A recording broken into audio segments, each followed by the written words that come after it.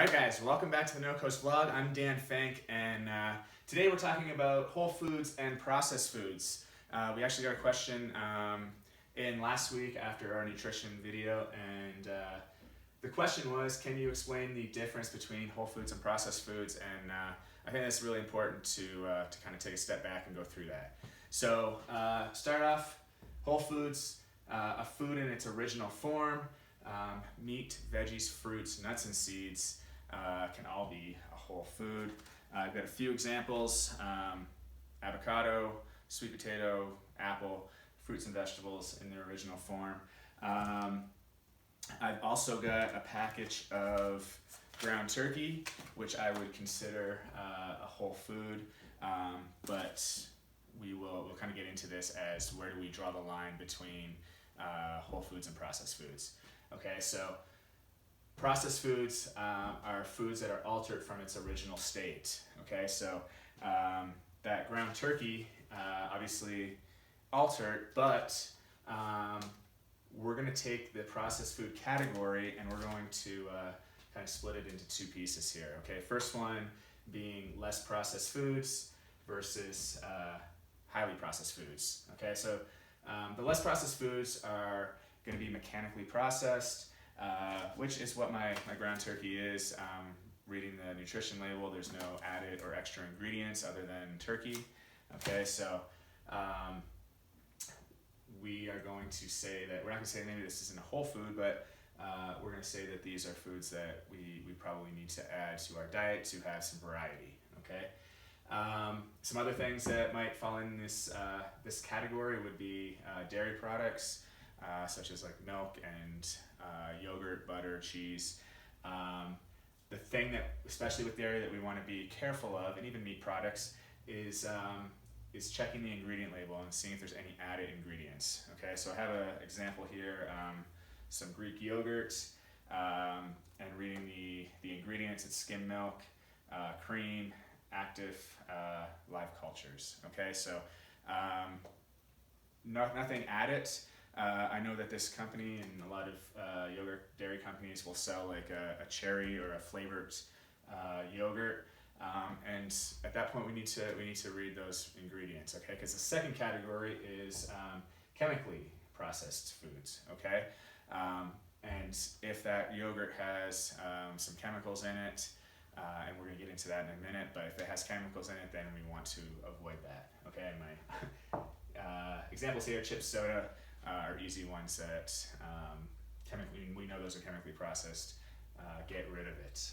Okay, I got 6 points here I want to go through about processed foods. First one being that they are high in sugar and high fructose corn syrup. Processed foods and beverages are the biggest source of added sugar. Okay, we talked about this last week, where we want to keep our kids somewhere below 15 or 20 grams of added sugar per day. Adults, we want to be around 25 grams or less. Added sugar has a devastating effect on our metabolism, okay, amongst other things. But sugar within these processed or highly processed foods is going to cause a lot of health risks. Okay. And, second one is engineered for overconsumption. Okay, so these guys, like food companies, are smart. They have studied how do we get somebody addicted to our food or to a substance, and that's what they're doing. Okay, they are adding ingredients, okay, that are tricking the brain to wanting more. Okay, there's not a whole lot of nutrition, fiber, macronutrients in these foods. So we eat a little bit, we do not feel full or satisfied, our brain wants more, and it leads to overconsumption. All right. Number 3, contains artificial ingredients. Okay, this is kind of getting back to reading the food label, chemically processed. This is the stuff the processed foods that we really want to stay away from. And they're foods that add preservatives, colorants, flavoring, or texture. Okay, preservatives are just chemicals that allow the food to stay on the shelf longer, last longer.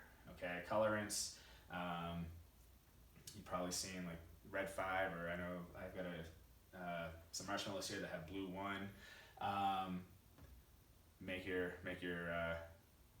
food look better. Flavors, we just talked about. Companies making things taste better to our brain. Okay, so we need to be careful of toxic flavors, and then textures is just how it tastes in our mouth, and not taste, but sorry, how it breaks down in our mouth. They even figured out how to make that better for us. One thing that we need to look at is artificial flavors. Okay, this will be on your ingredient list, and they actually won't list the ingredients, the artificial ingredients. They'll just have this because it's a proprietary blend, which allows the company to hide up to 10 or more ingredients when they do that. So it's basically their blend of a bunch of different crap, and they're able to hide it. Okay, so artificial ingredients is a no-no. Number 4, high in refined carbohydrates. So getting back to the sugar, basically simple sugars is going to lead to spikes in our blood sugar and our insulin levels, which again have negative health effects on our body. Okay. Number 5, low in nutrients.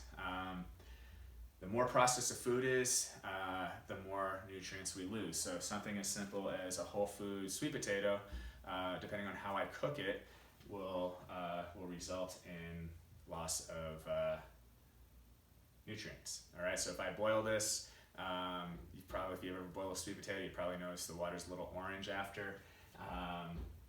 We've lost a little nutrients in it. Okay, but if we decide like, hey, instead of the sweet potato tonight, I'm gonna go and buy a bag of frozen sweet potato fries, or they have those sweet potato chips, which have been even more processed, and depending on what the added ingredients are, will be more toxic for us. But the more processed, the more nutrients we lose. Okay. Number 6 is processed foods are low in fiber. Okay, and what fiber does is it slows down digestion, it slows down blood sugar spikes, and it helps good bacteria. It helps feed good bacteria in the gut.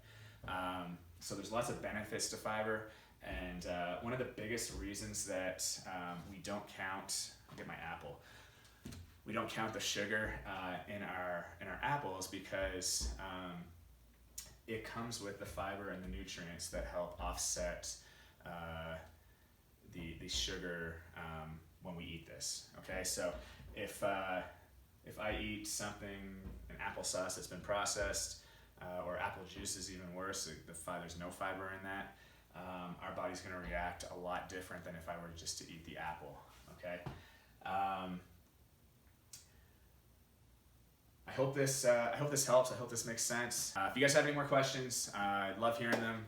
My email is dan@NoCoastCrossFit.com. Please send them along, and we will keep knocking out some videos. Hope you guys are well. We will talk later.